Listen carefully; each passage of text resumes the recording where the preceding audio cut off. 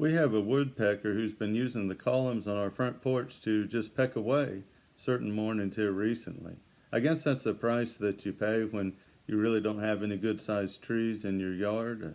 A few years ago our trees were older and just unfortunately we had to cut them down, and we just have trees about that high in our yard now. And I guess the woodpecker isn't satisfied with them.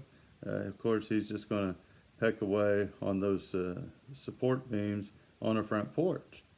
And I've done some research. I've learned that a woodpecker can peck about 190 times in a minute. I mean, wow, that's a lot. And if I think about my head, man, if I just go back and forth a few times like that, I mean, that's enough for me. If I went back and forth 190 times in a minute, I think I'd be dizzier than if you spun me around on the merry-go-round at the park. And thinking about woodpeckers this way, it's interesting to learn that they have a tongue that pretty much wraps around their brain. And basically it's a seat belt or a cushion for their brain.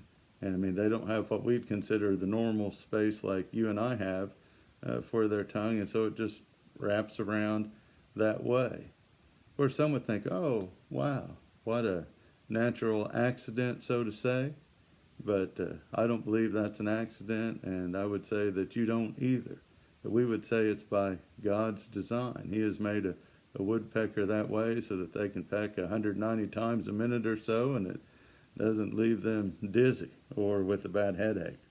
In Psalm 139 and verse 14, that passage says, I praise you because I am fearfully and wonderfully made. Your works are wonderful, and I know that full well.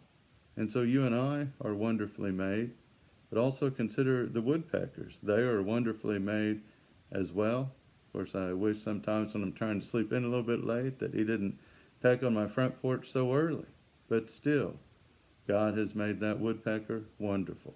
I thank you very much for listening, and I hope that you have a great day.